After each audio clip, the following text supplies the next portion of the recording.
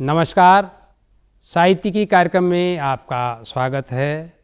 आज के अंक में हमारी चर्चा का विषय है हिंदी गज़ल का रचना संसार, और इस परिचर्चा में भाग लेने के लिए हमारे साथ मौजूद हैं गज़लकार प्रेम साहिल और साहित्यकार दर्द गढ़वाली जी। प्रेम साहिल जी और दर्द गढ़वाली जी, आप दोनों का साहित्यिकी के इस मंच पर स्वागत है, अभिनंदन है। बातचीत की शुरुआत प्रेम साहिल जी मैं आपसे करता हूँ। फ़ारसी से उर्दू, उर्दू से हिंदी, गज़ल की इस यात्रा को आप कैसे देखते हैं? हिंदी में गज़ल कब शुरू हुई, कैसे शुरू हुई, कौन वो महत्वपूर्ण गज़लकार हैं जिनको आप एक तरह से पॉइनियर इसका समझते हैं? इस पर आपकी टिप्पणी आ जाएगी, फिर मैं गढ़वाली जी के पास जाता हूँ। नौटियाल जी, आपने पहले इशारा किया है, गज़ल हमारे यहाँ फारसी से आई और धीरे धीरे उर्दू के कारण ये हिंदी भाषा में भी प्रवेश कर गई। जी, शुरू में कहते हैं कि ये दरबार की चीज़ हुआ करती थी जी, और फिर महफिलों में आई जी, और आज तो ये घर की बातें भी करने लगी है। जी, हिंदी में जब गज़ल की हम बात करते हैं जी, तो हमारे सामने जो नाम आता है जी, वो है दुष्यंत कुमार का, बिल्कुल है जी, दुष्यंत जी। जबकि उनके साथ उसी समय कुछ और गज़लकार भी वहाँ थे जी, जिनका काम बहुत बढ़िया रहा जी, और जिनमें के बलबीर सिंह रंग जी, का नाम भी है और सूर्य भानु गुप्त हैं, जी, बाल स्वरूप राही हैं, बिल्कुल हैं जी, शमशेर बहादुर सिंह, जी, यहाँ तक के सर्वेश्वर दयाल सक्सेना जी का भी नाम आता है इसमें आता है। जी, लेकिन सबसे मुख्य जो नाम लिया जाता है हमारे यहाँ जी, हिंदी गज़ल में जी, वो है दुष्यंत कुमार। बिल्कुल, बिल्कुल जी, लेकिन उनके साथ जैसे सूर्यभान गुप्त भी हैं, अगर देखें उनकी गज़ल या उनकी शायरी का रंग, जी, तो मैं बताना चाहूँगा। जी, सूर्य भानु गुप्त ने के बारे में एक बात और बता दूं जी, कि उनको प्रयोग धर्मी गज़लकार कहा गया है। जी, वो कहते हैं दिल लगाने की भूल थे पहले, जी, दिल लगाने की भूल थे पहले, अब जो पत्थर हैं फूल थे पहले। क्या बात है, बहुत सुंदर। दिल लगाने की भूल थे पहले, अब जो पत्थर हैं फूल थे पहले, जिनके नामों पे आज रस्ते हैं, जिनके नामों पे आज रस्ते हैं, वे ही रस्तों की धूल थे पहले। क्या बात है, सूर्य भानुगुप्त की ये है सूर्य भानु गुप्त की, बहुत सुंदर, बहुत सुंदर। तो बात मैं बता रहा था आपको कि सबसे बड़ा नाम जो हिंदी गज़ल में है हमारे यहाँ, दुष्यंत जी सबसे पहले जी, वो दुष्यंत कुमार ही हैं। बिल्कुल हैं जी, तो दुष्यंत कुमार की शायरी पर जब हम बात करते हैं जी, तो सबसे पहले हो गई है तीर पर्वत सी पिघलनी चाहिए, जी, इस हिमालय से कोई गंगा निकलनी चाहिए, जी,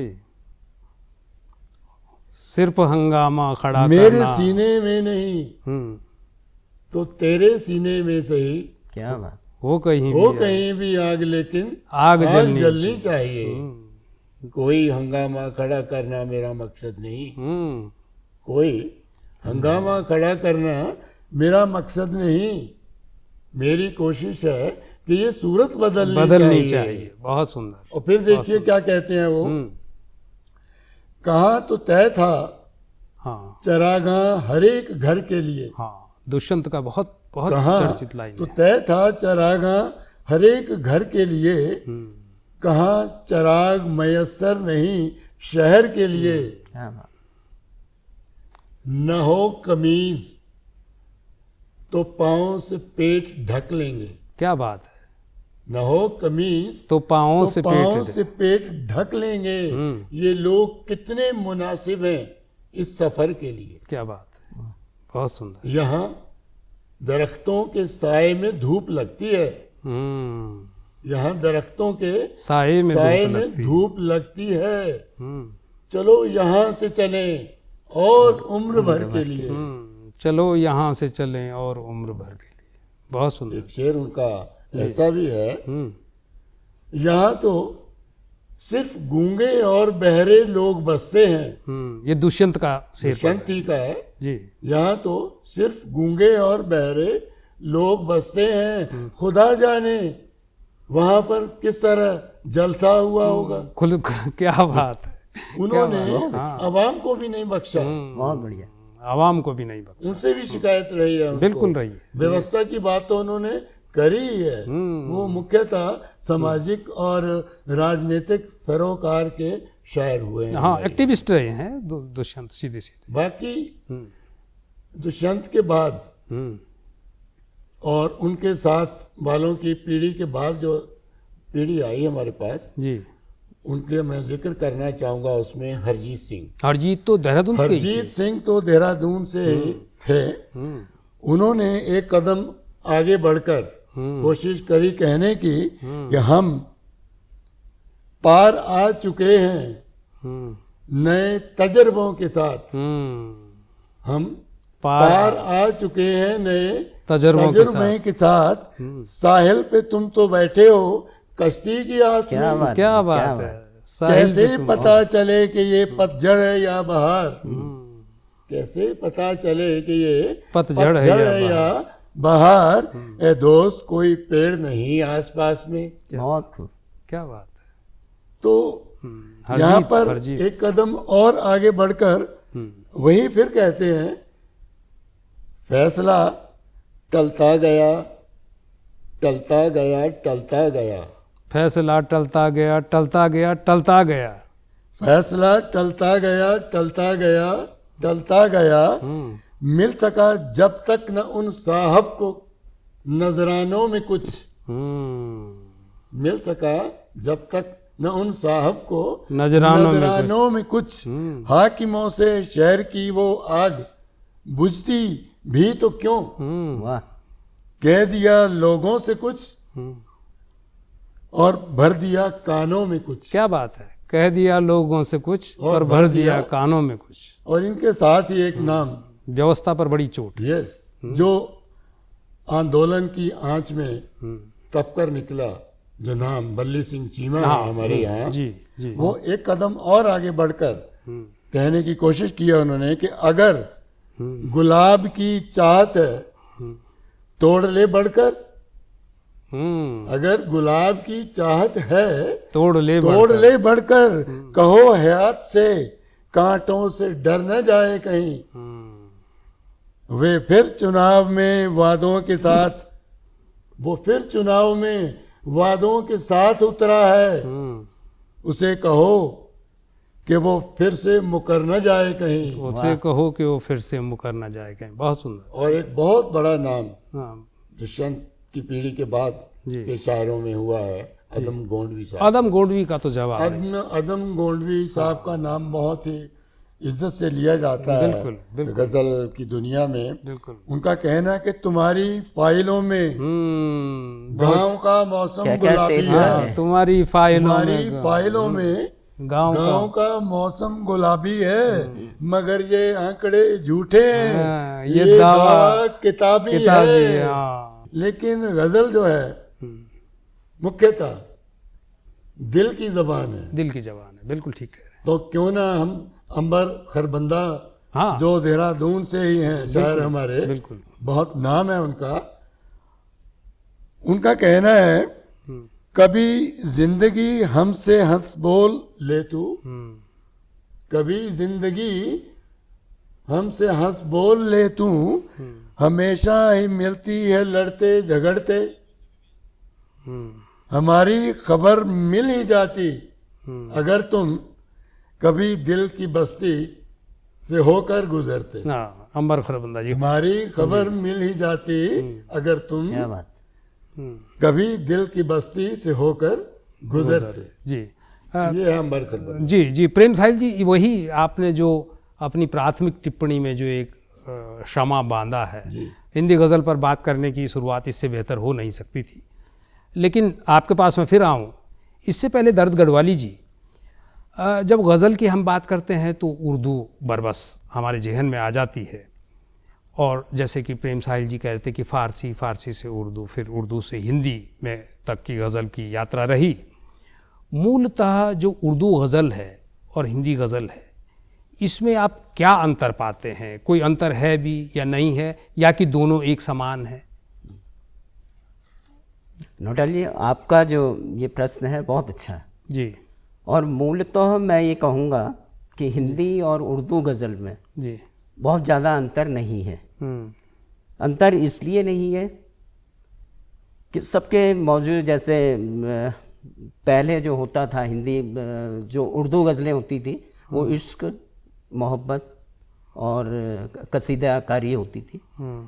आज थोड़ा सा हिंदी गज़ल में जब से हिंदी गज़ल शुरू हुई है तो रुझान बदला है। जी इश्क की बात युवा शायर जरूर कर रहे हैं, लेकिन उतनी ही बात घरेलू मसलों की हो रही है, सामाजिक मसलों की हो रही है, सामाजिक विसंगतियों की हो रही है। और जहाँ तक हिंदी और उर्दू गज़लों की आप जो बात कर रहे हैं ना, केवल लिपि का अंतर है। अच्छा, केवल लिपि का अंतर है।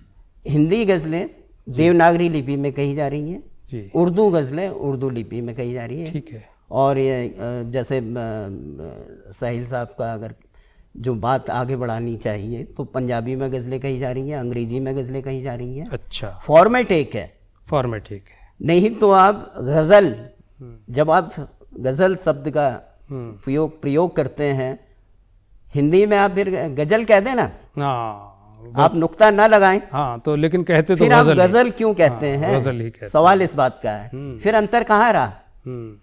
अच्छा, व्याकरण भी एक समान है क्या? व्याकरण जब तक एक समान नहीं होगा, गज़ल को गज़ल नहीं कह सकते। इसमें बहुत बड़ा विवाद वैसे ही वर्तमान उसको लेकर चल मीटर रहा था। में कोई और अगर आप, नहीं। मैं अगर आपको बताऊं तो गोपाल दास नीरज, बहुत अच्छे गीत उनके पॉपुलर हुए। उन्होंने जब उर्दू फॉर्मेट में वो गज़ल नहीं कह पाए, मैं सीधे सीधे कहना चाहूँगा, तो उन्होंने इसको गीतिका नाम दे दिया, जो आजकल बहुत प्रचलित हो रहा है।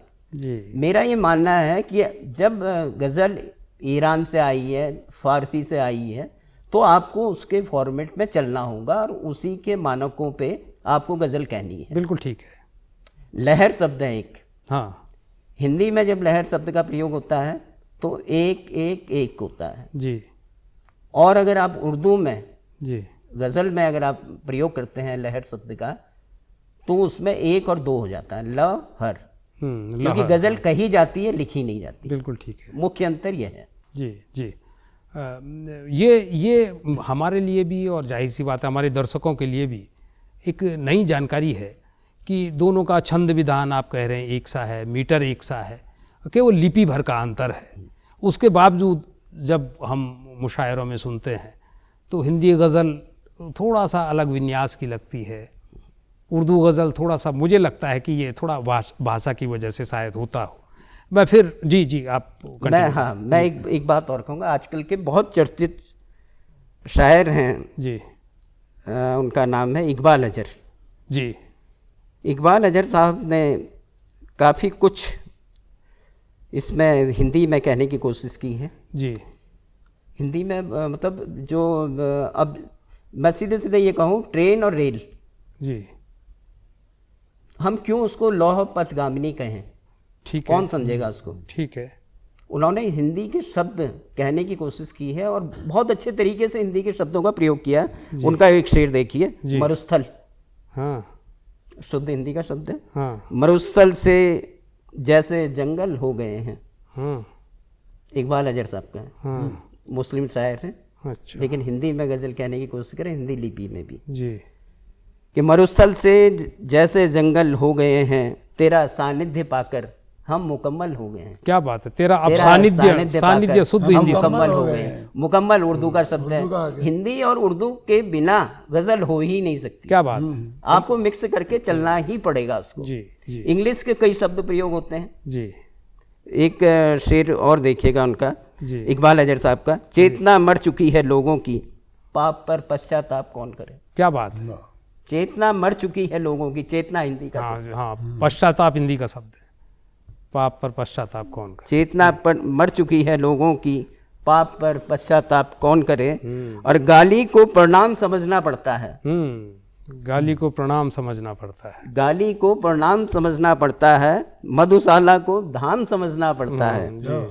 और आधुनिक कहलाने की अंधी जिद में, आधुनिक कहलाने की अंधी जिद में रावण को भी राम समझना रावण पड़ता को है। भी राम समझना। रावण को भी राम समझना पड़ता बहुत है। सुंदर, यह है हिंदी गजल की हाँ खासियत। ये हाँ हाँ, ये इकबाल अजहर साहब के ये इकबाल शेर आप अजहर पढ़- साहब का है, बहुत चर्चित शायर है और रेखता के हाँ, वहीं हाँ। से उनकी बुनियाद जी पड़ी है। जी जी। दर्द गढ़वाली जी, ये मैं इसीलिए इस सवाल को लेकर आपके पास आया था कि अक्सर ये कन्फ्यूजन बना रहता है कि हिंदी गज़ल अलग है, उर्दू गज़ल अलग है, और दोनों के व्याकरण में, मीटर में, विन्यास में कुछ अंतर है। लेकिन जैसा कि आपने कहा कि लिपि भर का अंतर है, और लिपि मायने नहीं रखती। असली चीज़ तो प्रेम साहिल जी अभिव्यक्ति, जो एक्सप्रेशन है, जो आपके अंतस से फूटता है, वो श्रोता तक उस रूप में पहुंच जाए। वो कोई भी भाषा हो, कोई भी लिपि हो, उससे सुनने वाले को क्या वास्ता। बहरहाल प्रेम साहिल जी, अभी हाल में पिछले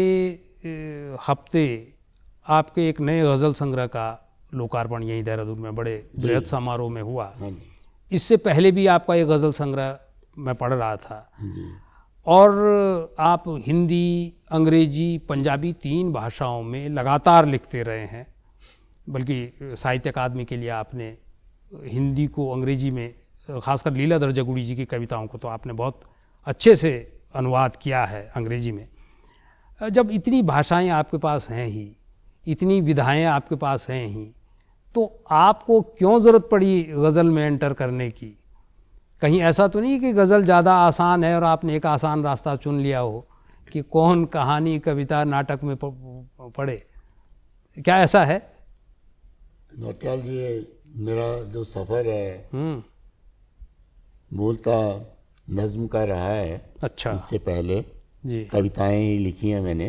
जी कविताओं के मेरे 4-5 संग्रह पहले आ चुके हैं। जी।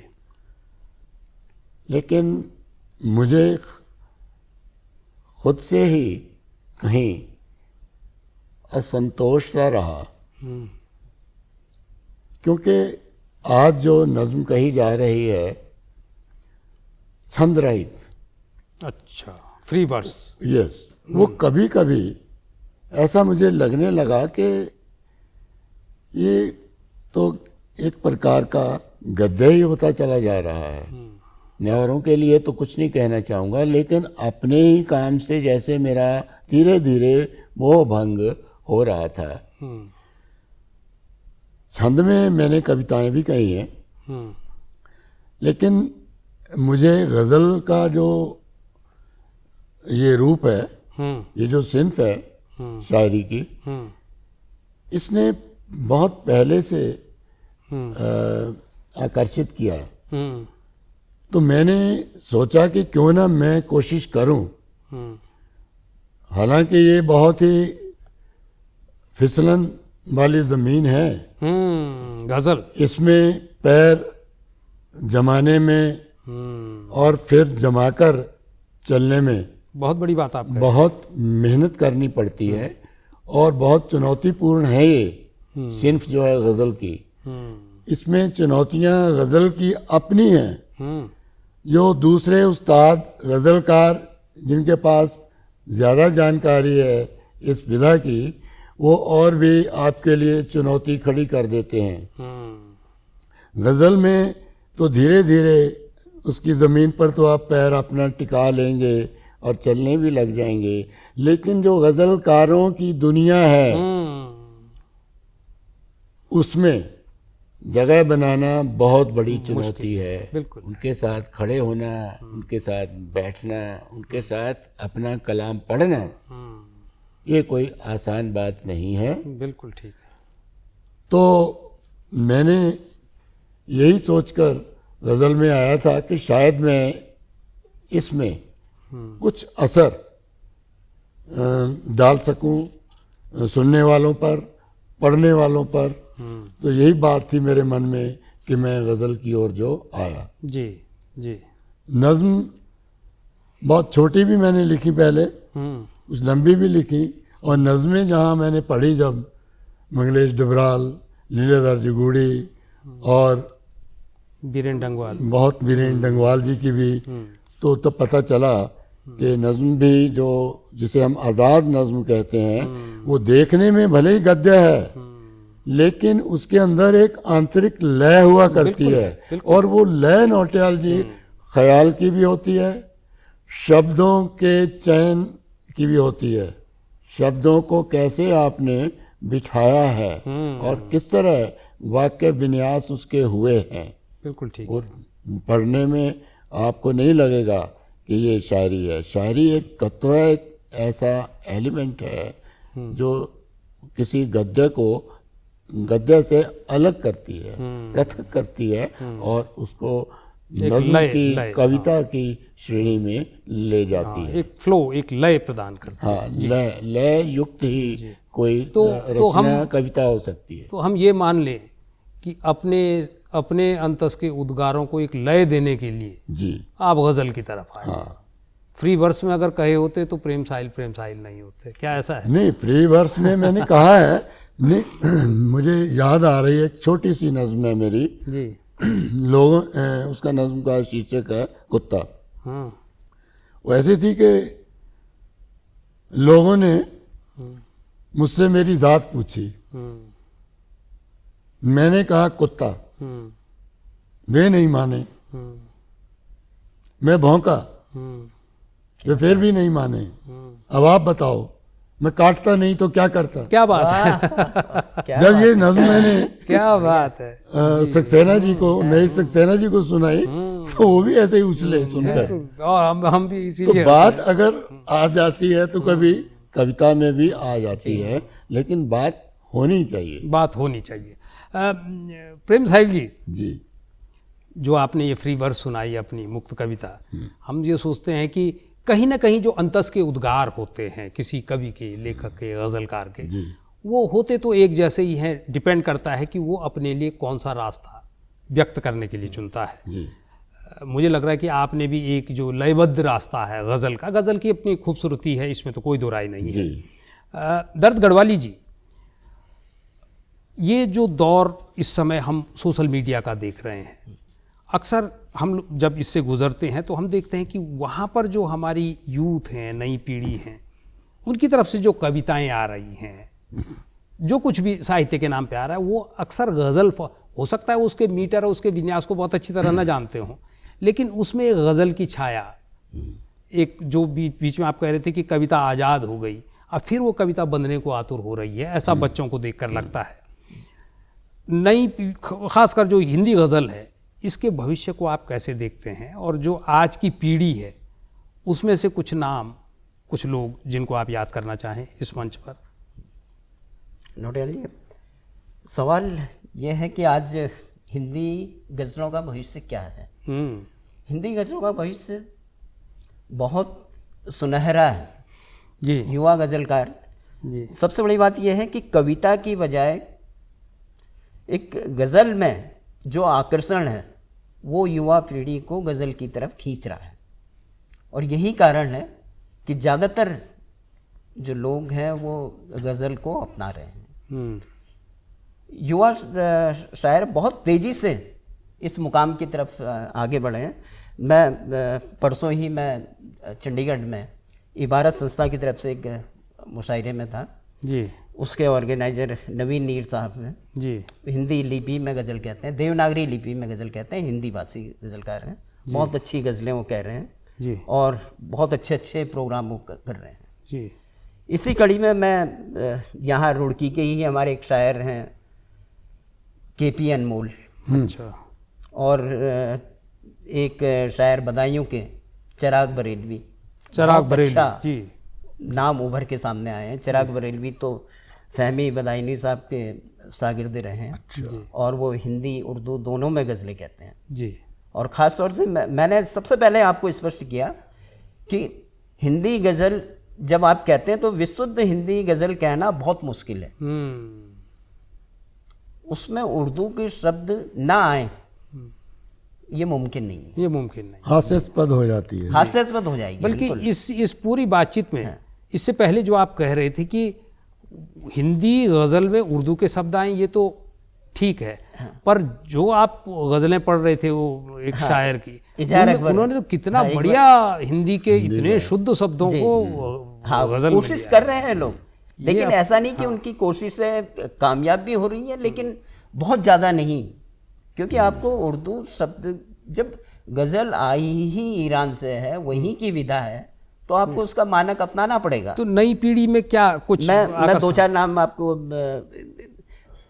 जैसे चिराग बरेलवी की मैं दो चार शेर आपको सुनाता हूँ जी, कि उनका मतला है एक गज़ल का कि बेसबब चाक पर धरे थे हम, बेसबब चाक पर धरे थे हम, बनते बनते भी क्या बने थे हम। क्या बात है। बेसबब चाक पर धरे थे हम, बनते बनते भी क्या बने थे हम, और तुझको कांटे कहाँ से लग जाते, तुझको कांटे कहाँ से लग जाते, तुझको कांटे कहाँ से लग जाते, आगे आगे जो चल रहे थे। क्या बात है, बहुत तुझको कांटे कहाँ से लग जाते, बहुत सुंदर, आगे आगे जो चल रहे थे हम। और एक शेर और है इनका कि हादसा किस तरफ को ले आया, हादसा किस तरफ से ले आया, घर से क्या सोच कर चले थे हम। इस तरह के ख्याल युवा शायरों के हैं।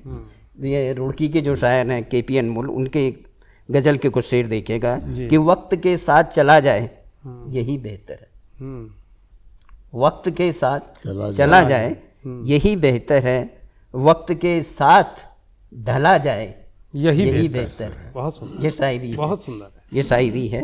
और उम्र के अपने तकाजे हैं, ये एक युवा शायर बोल रहा है कि उम्र के अपने तकाजे हैं, ज़रा गौर करें, उम्र के अपने तकाजे हैं, ज़रा गौर करें, इसको बिल्कुल न छला जाए तो बेहतर है, बेहतर है, बहुत इसको सुंदर। KP बिल्कुल अनमोल न की छला आप जाए गज़लें पढ़ रहे हैं। यही बेहतर है। और एक शेर और सुनाता हूँ मैं इनका कि अश्क का झरना लगातार बहे और तेरी, अश्क का झरना लगातार बहे और तेरी, याद की चिट्ठी जला जाए यही बेहतर है। क्या बात, याद की चिट्ठी जला जाए यही बेहतर, बहुत सुंदर, बहुत सुंदर। अगर हमारी नई पीढ़ी इतनी सुंदर गज़लें लिख रही है, फिक्र कैसी फिक्र है, तो ये उम्मीद जगाता है। और इसीलिए दर्द गढ़वाली जी इस सवाल के साथ में इसलिए आया था कि अमूमन आप भी प्रेम साहिल जी, अगर आपका भी यही अनुभव है कि जब हम उससे गुजरते हैं सोशल मीडिया से, तो ये एक खास फॉर्मेट है जो हमारी युवा पीढ़ी ने अपने आप को व्यक्त करने के लिए चुना है। वो वापस राइम की तरफ आ रहे हैं, छंदों की तरफ आ रहे हैं, और उसमें सबसे आसान विधा आपके पास गज़ल ही रहती है। बहरहाल प्रेम साहिल जी थोड़ा स्वाद बदलते हैं, और बतौर पाठक मैंने तो आपकी सभी किताबें वो गज़लों की पढ़ी हैं जी, लेकिन अगर हमारे दर्शक आपको सुनने की अपेक्षा रखते हों और वो आपसे केवल आपकी कोई एक गज़ल सुनना चाहें, तो आप उनको कौन सी गज़ल सुनाना चाहेंगे? इससे पहले कि मैं वो गज़ल पेश करूं, छोटी बहर में 4 मिसरे मैंने कहे हैं। तू अब भी चाहती होगी मुझे, क्या बात, तू अब भी चाहती होगी मुझे, न दम इस बात में न जान है। तू अब भी चाहती होगी मुझे, न दम इस बात में न जान है, गुजारा वक्त तेरे साथ जो, सफर में अब वही सामान है। क्या बात है, सफर गुजारा वक्त तेरे साथ जो, सफर में अब वही सामान है। तो गजल जी पेश कर रहा हूँ। जी। लघु परवाज है, लघु परवाज है, लंबा सफर ना, वाह, लघु परवाज है, लंबा सफर ना, तुम्हारा आसमां छोटा है वरना। वाह, तुम्हारा आसमां बहुत छोटा अच्छा है है। वरना। लघु बहुत अच्छा शेर। परवाज है, बहुत अच्छा है। लंबा सफर ना, तुम्हारा आसमां छोटा है वरना। गिरावट दीदनी हम्म, तब तक नहीं है। गिरावट, दीदनी होता है हाँ, देखने लायक। हाँ हाँ, गिरावट दी थी। गिरावट हाँ, दीदनी तब तक नहीं है, गिरे जब तक ऊंचाई से न झरना। क्या बात है, क्या बात है। गिरावट दीदनी तब तक नहीं है, गिरे जब तक ऊंचाई से न झरना। झरना, बहुत सुंदर। शेर सुनिएगा, समझ लेना कभी बिछड़े नहीं हम। हम्म, समझ लेना कभी बिछड़े कभी नहीं। बिछड़े नहीं। बिछड़े नहीं हम, मिलन अपना दोबारा हो अगर ना। क्या बात है, बहुत सुंदर। समझ लेना बहुत सुंदर। कभी बिछड़े नहीं हम, मिलन अपना दोबारा हो अगर ना। बहुत अच्छा है। नहीं हम हैं, हम्म, हमारी याद तो है। हम्म, नहीं हम हैं, हमारी हमारी याद याद तो तो है। है। हमारी याद तो है। यही तुम सोच के सजना संवरना। क्या बात है, बहुत सुंदर, बहुत नहीं हम शेर हैं, हुआ, क्या शेर। हमारी याद तो है। यही तुम सोच कर सजना सजना संवरना। शेर है, यकीन के है नहीं काबिल परिंदो, यकीन के है नहीं यकीन के है नहीं काबिल परिंदो, संभल कर ही जमीन पर अब उतरना। क्या बात। यकीन के है नहीं काबिल परिंदो, वाह, संभल कर ही जमीन पर अब उतरना। और अंत में कहा है, नहीं रहते हैं वो अब उस गली में, नहीं रहते हैं वो अब उस अब गली उस गली में, गली से पर नहीं छूटा गुजरना। में। क्या बात है, गली से नहीं पर रहते क्या हैं बात वो है, अब क्या उस बात। गली में, बहुत गली अच्छा से है। पर नहीं छूटा गुजरना। बहुत सुंदर, बहुत सुंदर। प्रेम साहिल जी, इसी सवाल के साथ अगर दर्द गढ़वाली जी, अब मैं आपके पास आऊँ, लेकिन हमारे पास समय की सीमा है, हम बिल्कुल आखिरी पड़ाव पे हैं। जी। बहुत संक्षेप में 1 मिनट का मुश्किल से हमारे पास समय होगा। अपनी कोई गज़ल, कुछ शेर अगर आप पढ़ना चाहें हमारे दर्शकों के लिए, जो आपके अंतस में बराबर उमड़ते घुमड़ते हैं, तो स्वागत। चलिए, बहुत संक्षेप शुक्रिया। जी। मैं 4 मिसरे सबसे पहले हाजिर करता हूँ कि शेर कहने की जसारत कर रहा हूँ, हम्म, शेर कहने की जसारत कर रहा हूँ, शायरी की मैं तिलावत कर रहा हूँ।